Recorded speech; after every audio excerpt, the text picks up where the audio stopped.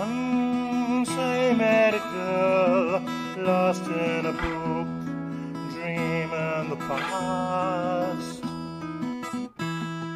Follow, she said, and jumped in a page. She smiled and she asked. Walked to Glenfern and waited with Charlie. We drank an old leaf, we were toasted by Robbie. We stood as they signed in our broth at the Abbey. She took me to places that I never thought you could see.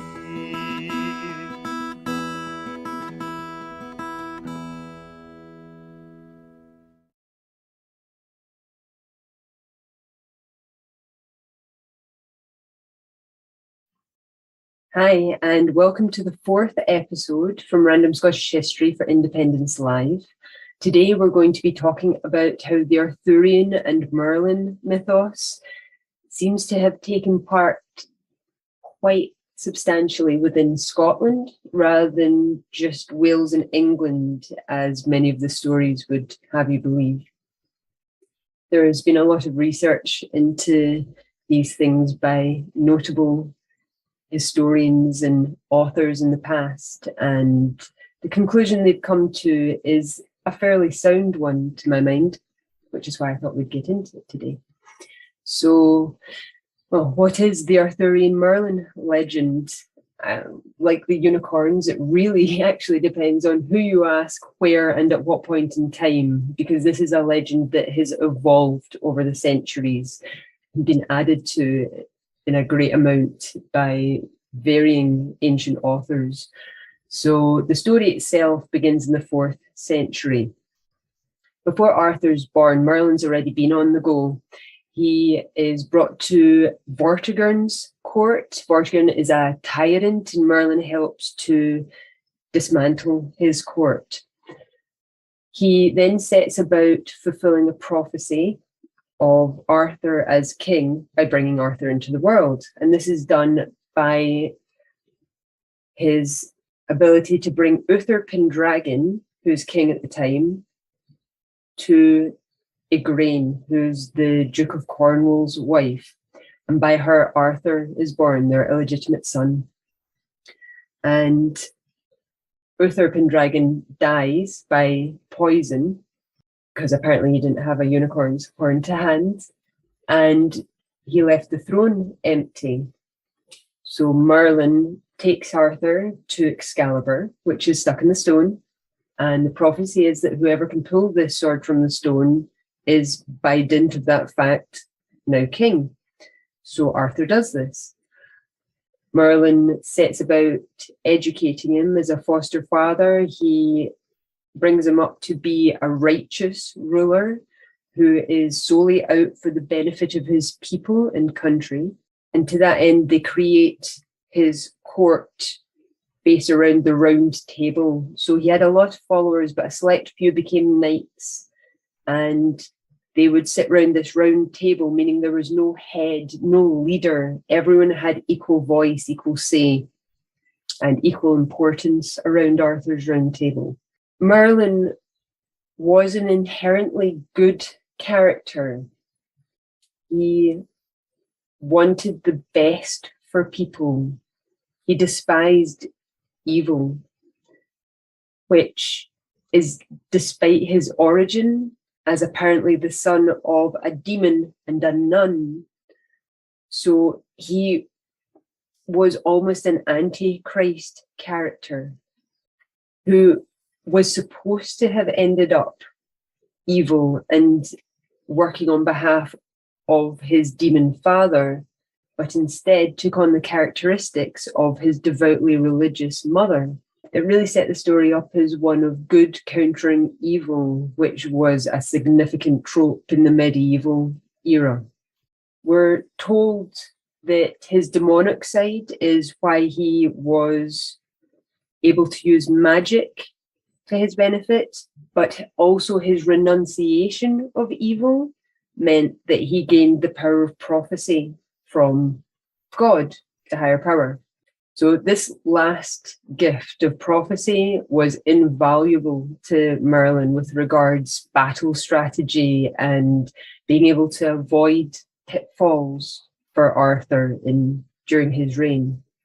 So despite his illegitimate conception through adultery and being half demon, he isn't taken as anything but a good and heroic character throughout the story.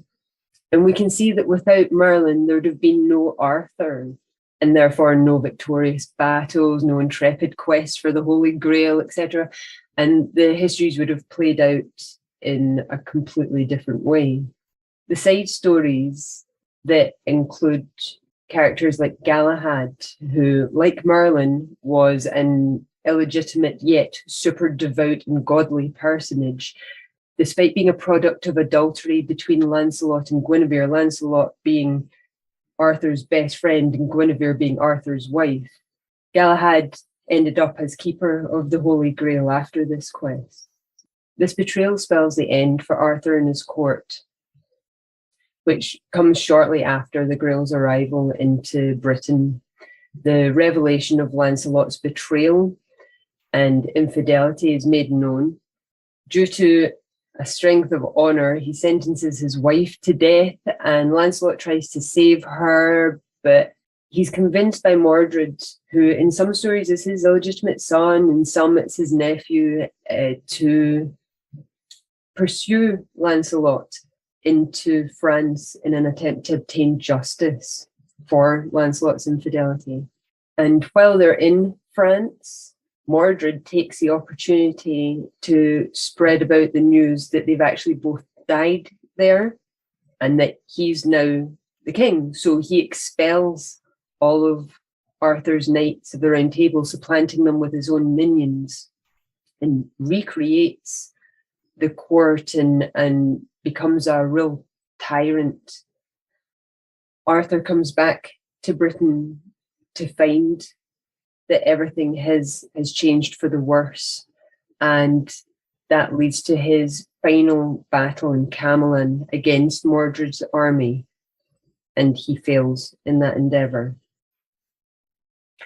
Merlin is said to have been severely mentally affected by this end, the death of all the men that he knew, his king, and he apparently went on an extended solitary wandering, which ended, as we'll see.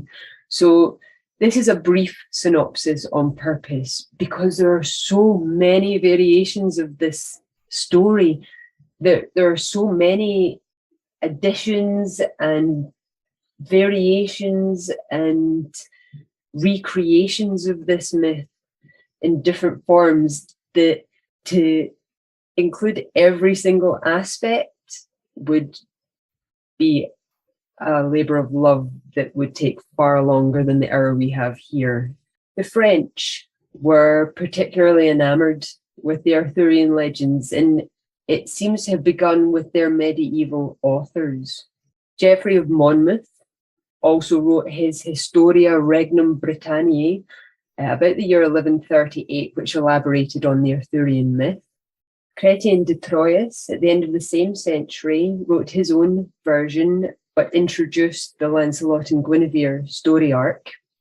Robert de Boron, at the start of the 12th century, then did his version, which then introduced Excalibur in the stone and Arthur's withdrawing of it, which made him king. In the late 15th century, Thomas Malory apparently wrote the first English version, though it was entitled Le Mort d'Arthur, or The Death of Arthur. Alfred Tennyson wrote his take on the Arthurian legends called The Idylls of the King in 1859. When we get into the 20th century, there have been so many versions in varying media. You'll all have likely seen The Sword and the Stone, for example.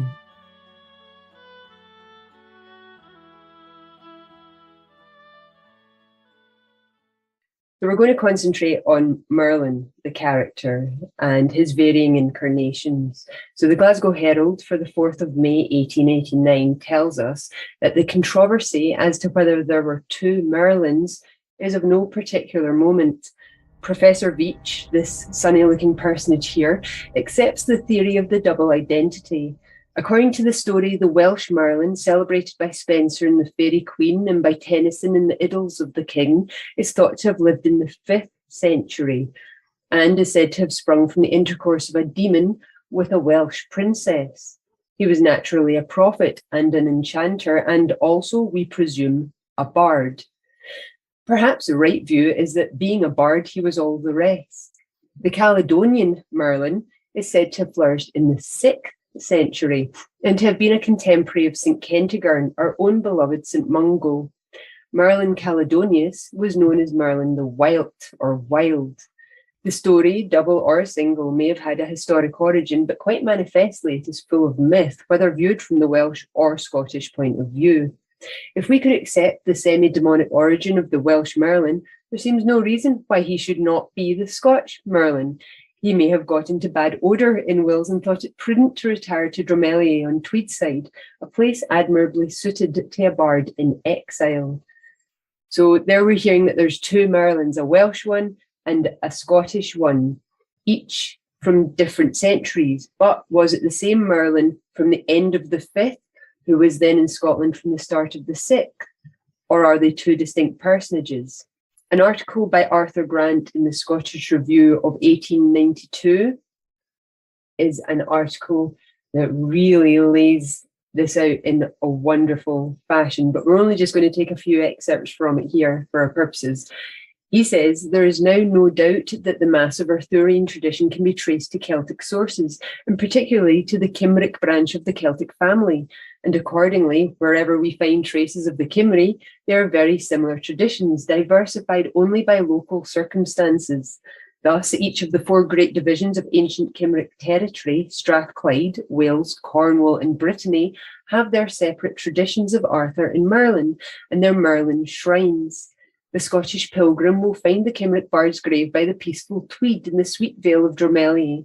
The Welshman goes to dragon-haunted Dinas Emrys, amid the fastnesses of Snowdon, or to the Minid Merlin or Merlin's Hill near Carmarthen. The haunt of the Cornish pilgrim would be Fairy Tintagel, or that mysterious tomb referred to in Sir Thomas Malory, where, to quote a quaint Scottish reference to the legend, that wicked woman closed him in a crag of Cornwall's coast.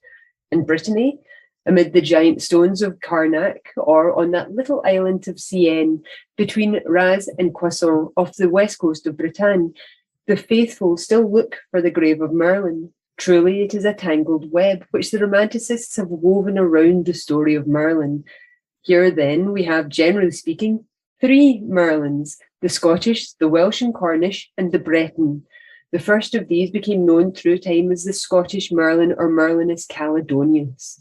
The second as the Welsh Merlin, Myrddin Emrys or Merlinus Ambrosius. The third as the Breton Merlin, Marthin or Marzin. The first I shall call the Merlin of history, the second the Merlin of tradition, and the third the Merlin of romance.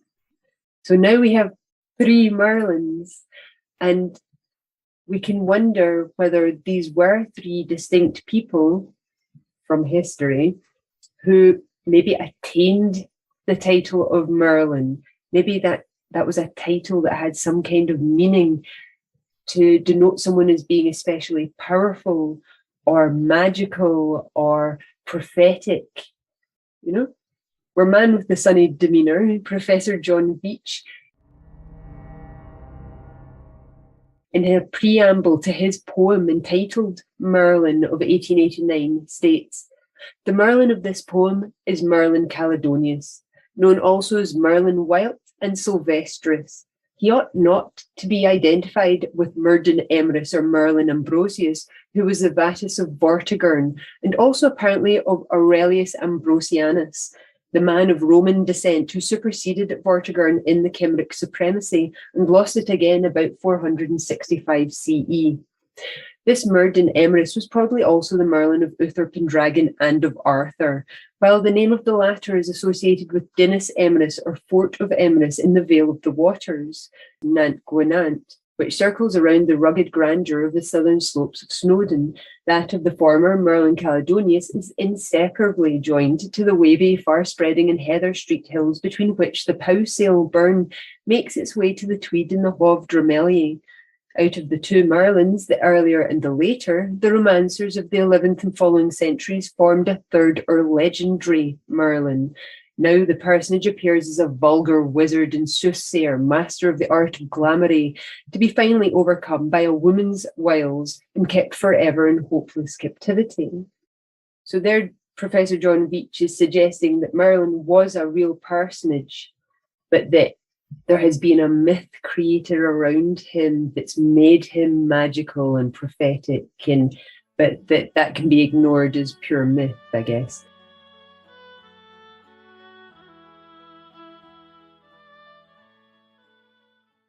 So we'll focus on Merlin Caledonius, being the point of our investigation here. The People's Shirt Advertiser for the 9th of January 1892 states, "It seems at first sight singular that a wizard who is especially claimed as belonging to the Cymric or Welsh branch of the Celts should be so associated with the south of Scotland. But Merlin, like Arthur, belongs not so much to a district as to a race. And we must bear in mind that 1300 years ago, the distribution of the population in Britain was different as regards races from what it is now. Arthur is called the king of the Dumnonians, but there were two races in Britain so called. One occupied the southwestern peninsula of Britain, now known as Cornwall. The other occupied the greater portion of the middle lowlands of what we now call Scotland.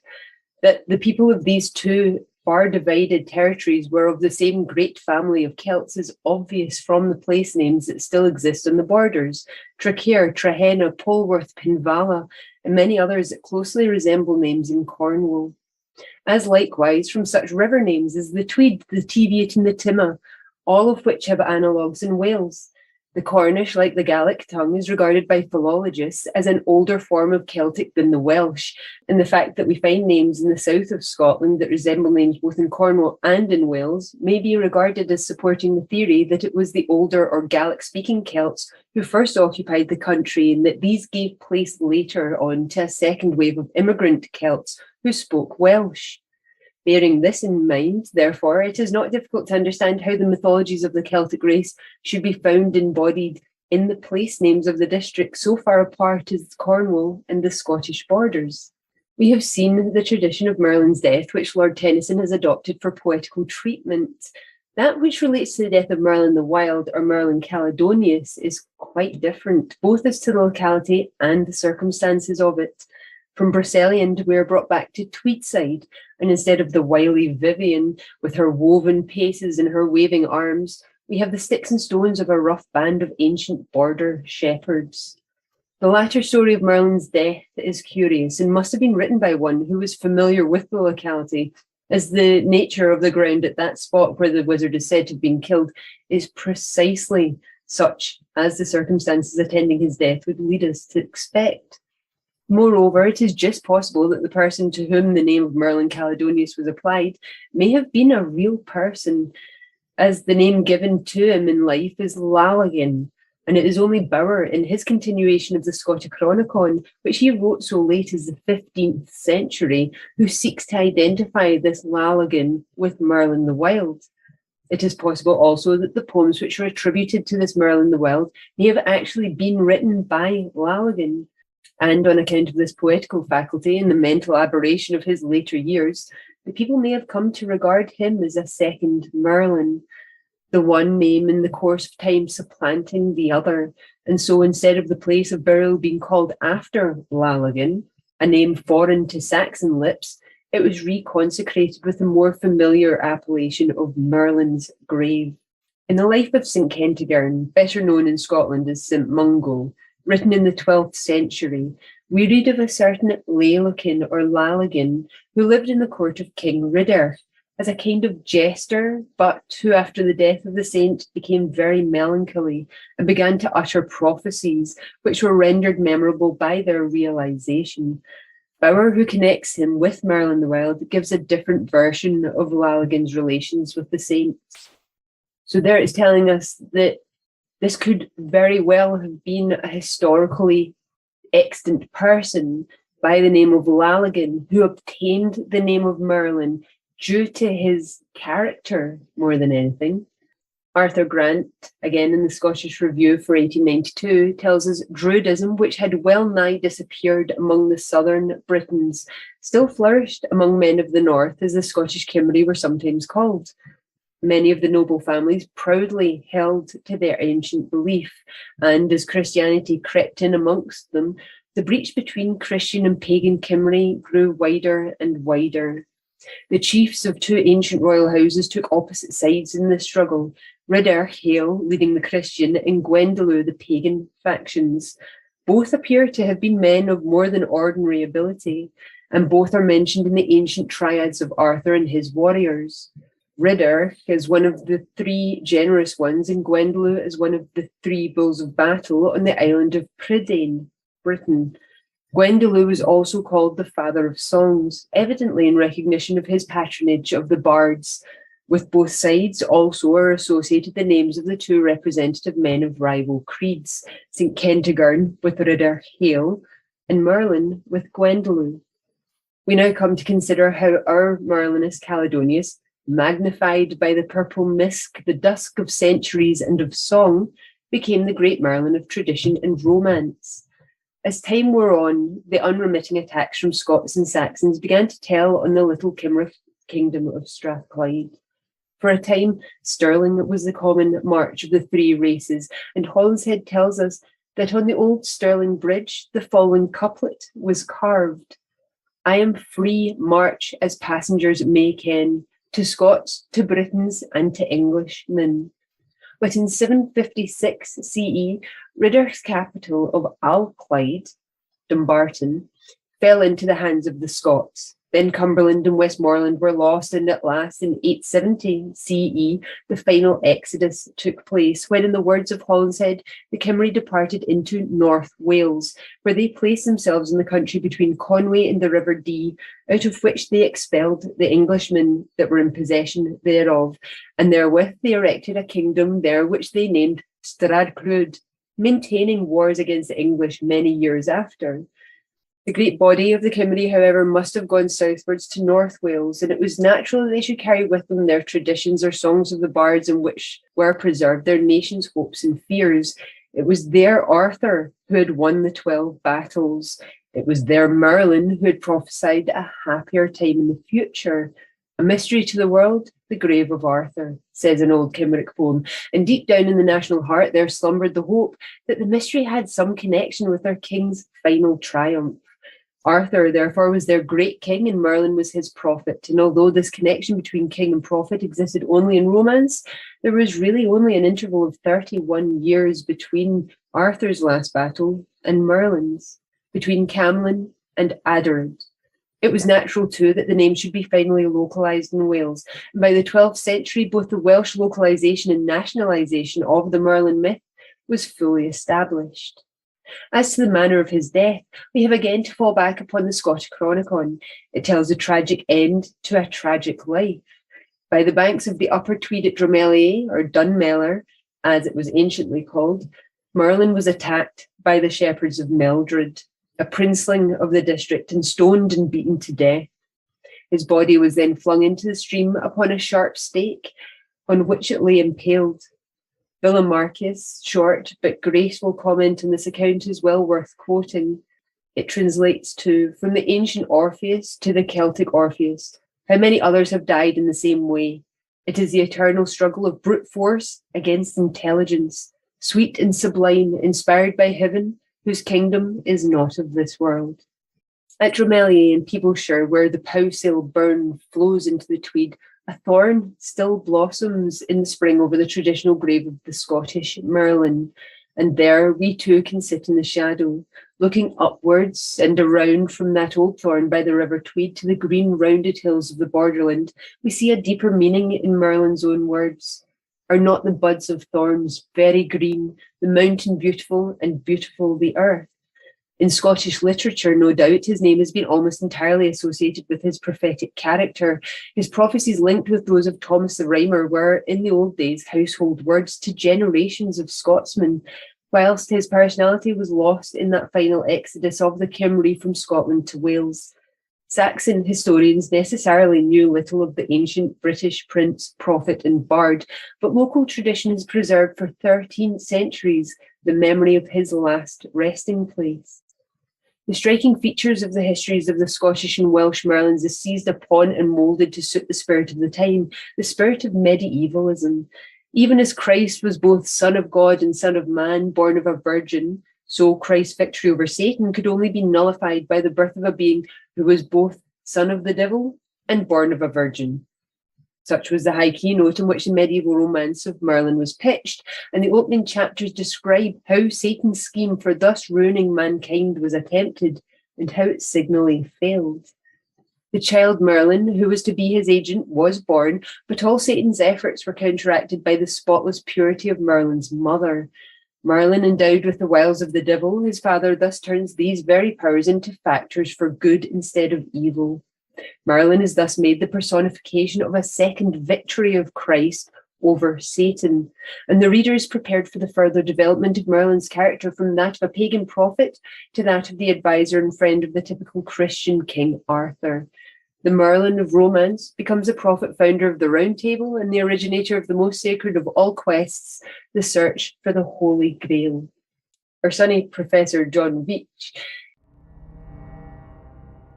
says again, the Caledonian Merlin is a sufficiently distinct historical personage. He was a son of Morvern, who was descended from Cúl Godebach, the head of one of the main royal lines of Cymru.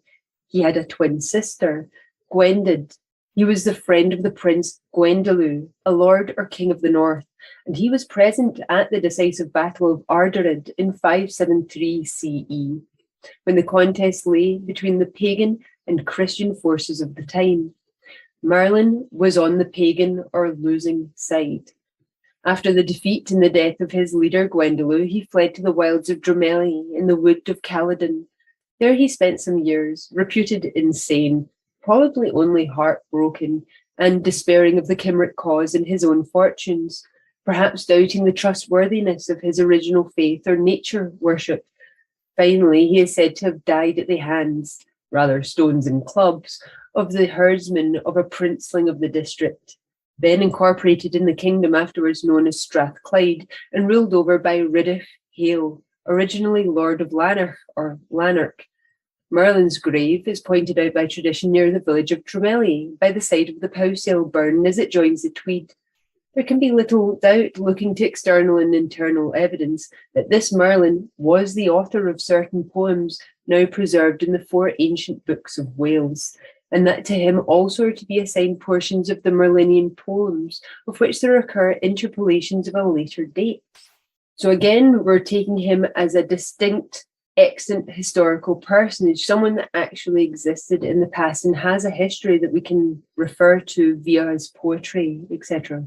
The Scotsman, for the 3rd of November of 1868, tells us, in Geoffrey's legends, Arthur's lineage is deduced more immediately from Cornwall or the country of the southwest Britons, and his headquarters, when he is not going on circuit, are represented as generally somewhere in what is now southern England and Wales, at London, at Winchester, at Camelot, supposed to be Cadbury in Somersetshire, at Caerleon upon Usk. Accordingly, man or myth, he has been long a familiar possession of these parts of the island, and they would be loth to part with him.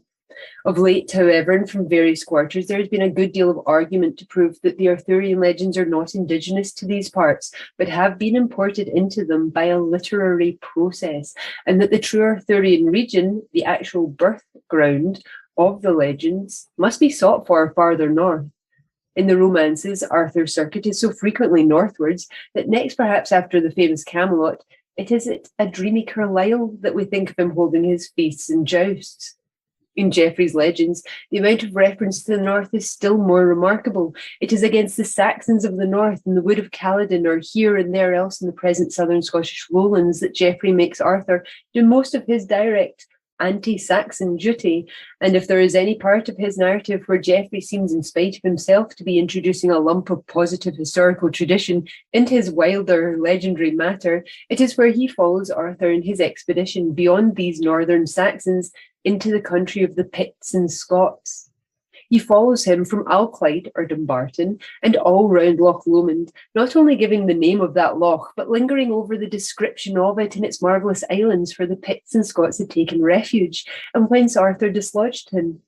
Then, as if to signalise the permanence of the impression of Arthur's presence in this part of Britain, he tells us how Arthur divided all the territory he had wrested there from the Saxons and the Picts into 3 kingdoms, which he bestowed on 3 brothers, relatives of his own. One of these kingdoms, the kingdom of Lothian, he gave to Lot, or Lothus, who had married his, Arthur's, own sister, and was the father of that fatal nephew, Mordred, by whose treachery Arthur was to perish at last. Apart altogether from books, the genuine Arthurian region of Britain seems to assert itself by the tenacity with which it has preserved Arthurian terms and associations to this day. What part of Britain is fullest of Arthurian names of places and of traces of an Arthurian cult or folklore older than all Anglic or Saxon tradition, and which even the weighty subsequent deposit of such tradition and centuries of custom in the English speech have not been able to obliterate? According to the English Arthurian Inquirer, Mr. Nash, not southern England, not middle England, not even Wales or Cornwall, but the northern borders of Northumbrian England and the Scottish lowlands south of the Firths of Forth and Clyde. Quite recently, under the title of Arthurian Scotland, there was published by Mr. J.S. Stuart Glennie a very curious and suggestive paper giving the results of his own perambulation of the region under notice in quest of Arthurian names of places and local Arthurian associations. He enumerated no fewer than 65 distinctly Arthurian spots found within the limits of his perambulation. There is Guinevere's grave, or the grave of Guinevere at Meagle, on the borders of Perthshire and Forfarshire, for it was a hapless woman's lot, it seems, to die far off among the Picts. There is also Merlin's grave at Drummelier on Tweedside. Ben Arthur at the head of Loch Long Trumpets itself. In Edinburgh is the famous Minid Agnid, or Castle of Maidens, from Edinburgh exactly bisecting as it did the northern frontier of Arthur's British domain. The hero could gaze wistfully across the Forth into that Pictish haze and chaos in which Guinevere had been swallowed up and lost. And when he did so gaze, where would he be but on Arthur's seat?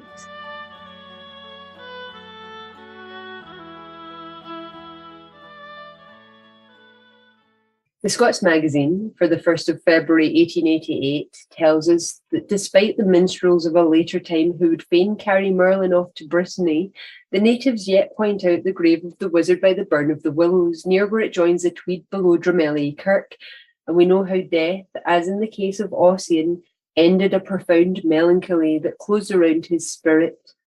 In his last years, he walked with dreams in darkness, and he found a doom that ever poised itself to fall, an ever moaning battle in the mist, world weir of dying flesh against the life, death in all life and lying in all love, the meanest having power upon the highest, and the high purpose broken by the worm.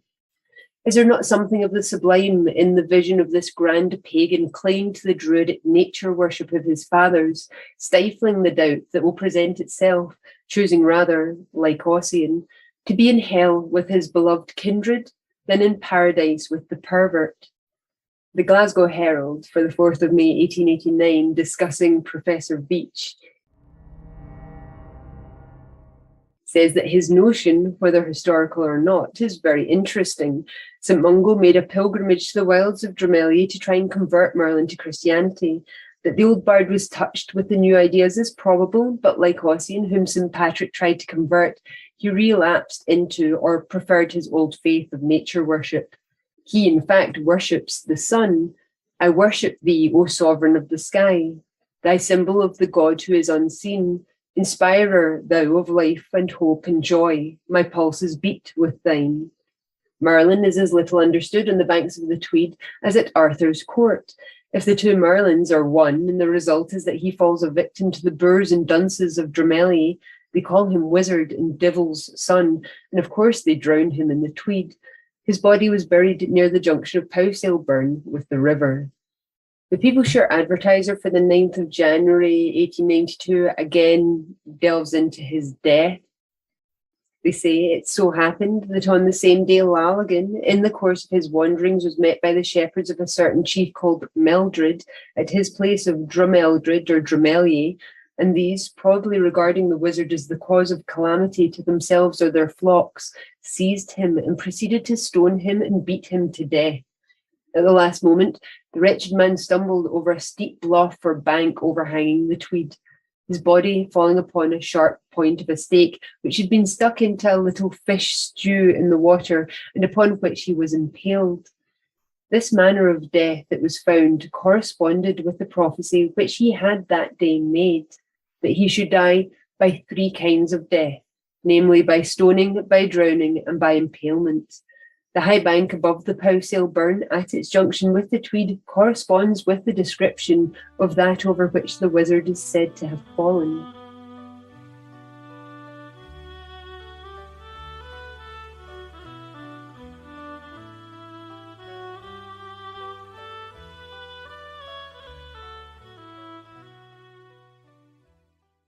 So we've seen how people have tried to make the case for Merlin having been an actual person from history, having actually existed.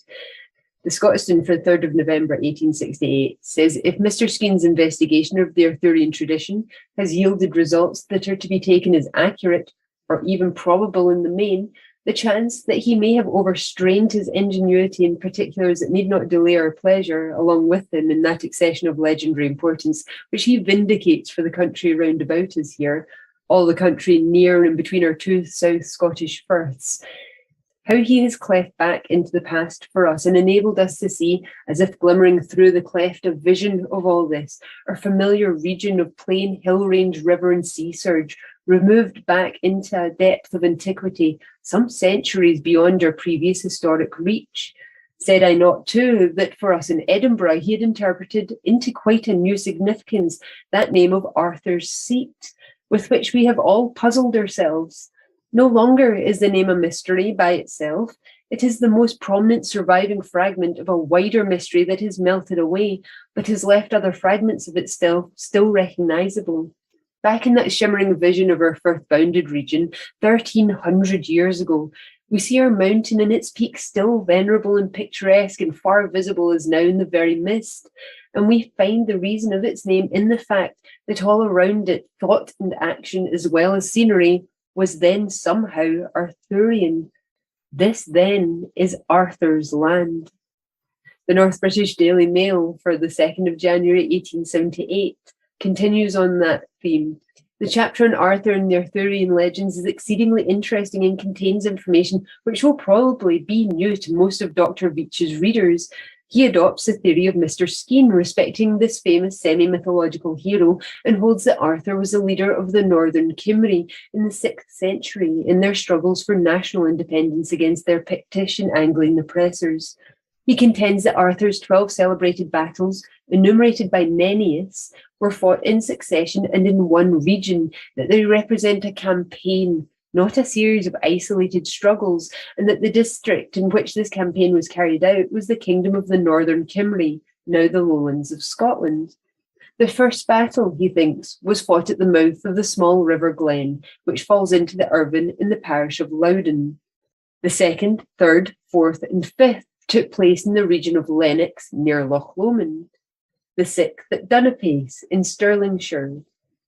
The 7th in the wood of Caledon on the Line, a tributary of the Tweed. The 8th between the Heriot Water and the Luggate, tributaries of the Gala. The 9th at Alclyde or Dumbarton. The 10th at Stirling. The 11th at Edinburgh. And the 12th at Bowden Hill, not far from Linlithgow.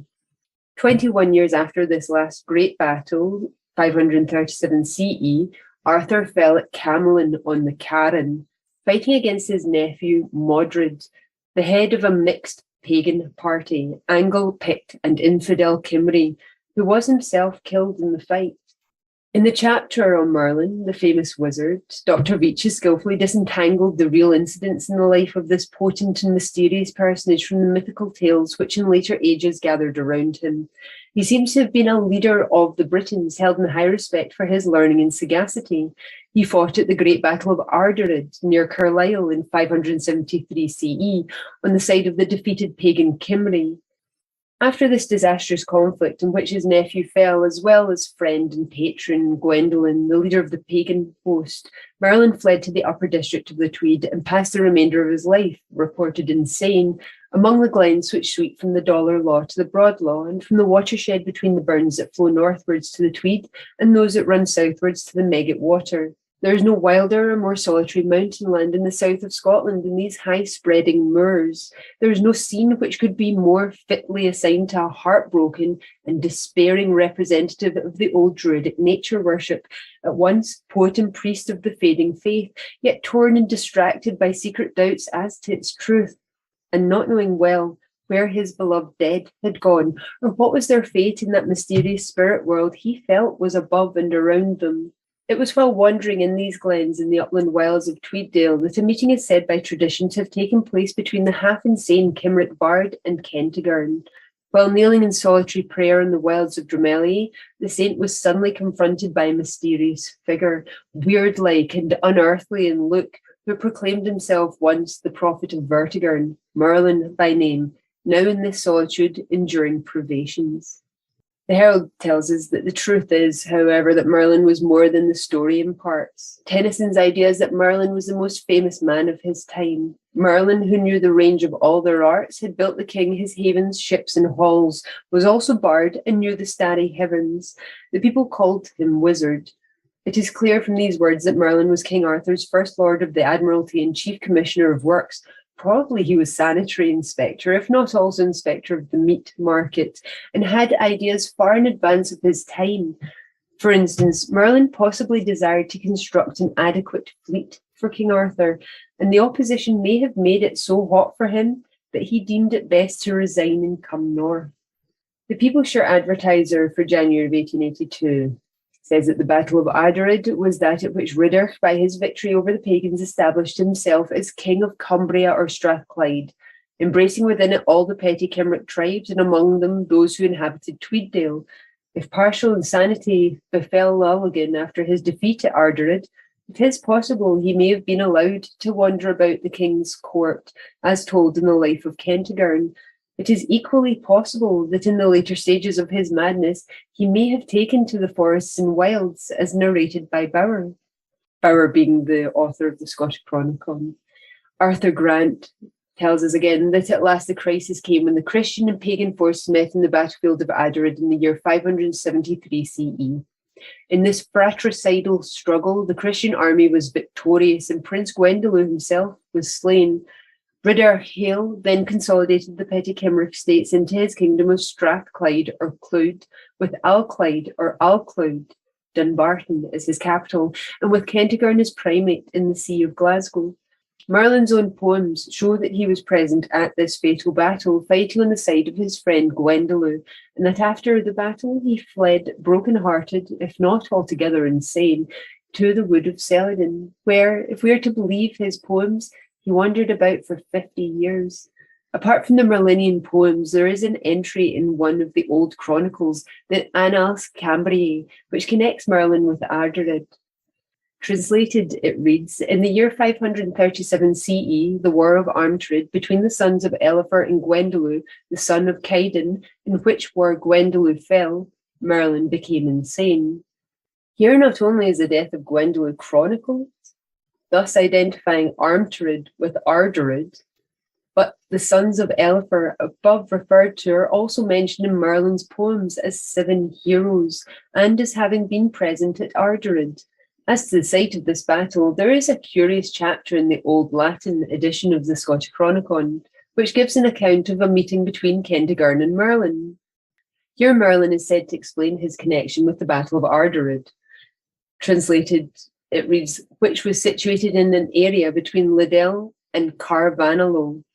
Carvanolo, now corrupted into Carwenolo, is simply the Latinized form of Caergwendolo in the city of Gwendolo, and not far from the Liddell and Carwenolo streams is the Ardorid of the poems, now called Arthurit.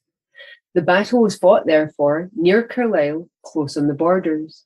When all is over and the field of battle is left to the ravens screaming over the blood of the slain, there is the retreat across the wilds of Liddesdale into the recesses of the wood of Celladon, and to that part of the ancient forest which still bears a name hallowed by sorrow, the Ettrick Forest. In the Latin Scotichronicon, a Scottish source totally independent of and unconnected with the Cymric poems, we find Merlin described as, translated, it reads, the one who was commonly called Lailekin. Gwendid's pet name for her brother had thus become associated with Merlin long after its original meaning had ceased to be intelligible to the monkish chronicler. To return to Merlin himself, we have no direct evidence as to the exact date of his death. Holinshead merely states that he flourished about the year 570 CE, thus corroborating at least the date of the turning point of Merlin's life, the Battle of Ardorid, 573 CE. A Brevis Chronica attached to an old copy of Winton's Chronicle gives under date 605 CE. About this time, Merlin, the prophet of Bretagne, deceased with great penance.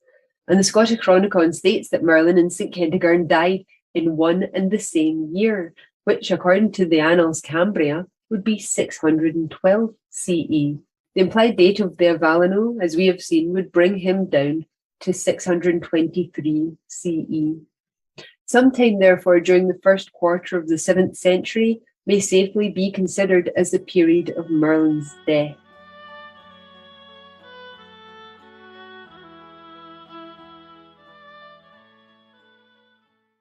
So there is another side to the argument that goes against the idea of there actually having existed, of course. The Peoplesshire Advertiser for January of 1892 tells us that this coexistence of traditional legends regarding Arthur and Merlin in places so widely separated is distinctly unfavourable to the claims that have been put forward for these men as being really historical personages. It is difficult to regard them as such. The Great Battle of Mons Bedonius or Baden Hill, fought 493 CE, is one with which Arthur's name is associated, but the historian Nennius, who professes to give the names of this and other battles fought by Arthur, lived some centuries after the date of that event, and our best scholars regard his compilation of so-called Arthurian battles as of doubtful authenticity. Whereas the Welsh historian Gildas, who was born in the same year as that in which the Battle of Mons Bedonius was fought, and who makes special reference to the battle, does not mention Arthur's name in connection with it, nor does he moreover seem ever to have heard of any military leader of the name of Arthur.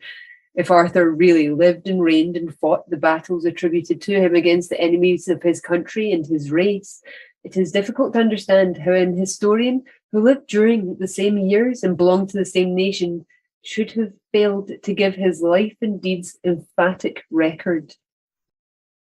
If we are unable to recognise Arthur as a historical personage, it is on similar grounds that Merlin too must be regarded as mythical, but a special difficulty crops up in the case of Merlin.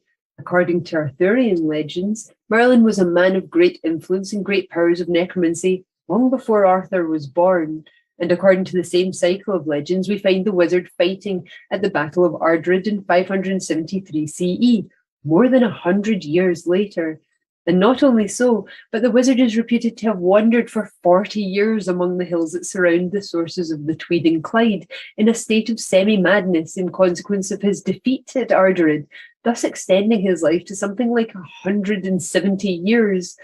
The old legend writers were aware of this difficulty, and so, to get rid of it, were obliged to invent a second Merlin, the one who is said to have lived in Wales under Arthur's father, Uther Pendragon, and under Arthur himself. They call Merlin Ambrosius. The other, who is alleged to have lived in Scotland and to have fought at Ardorid, they call Merlin Caledonius.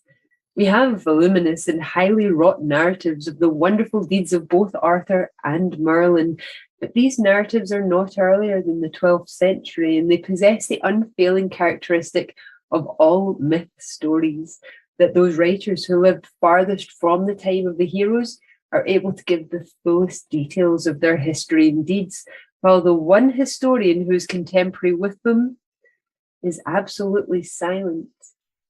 So Arthur Grant, who really pushed for Merlin Caledonius, as we've seen, also states just how many fabrications were added by Geoffrey of Monmouth to the Merlin and Arthurian legends. One of the main ones being that the stones from Stonehenge had been magicked by Merlin from Ireland over to Salisbury Plain, where they are at the present day.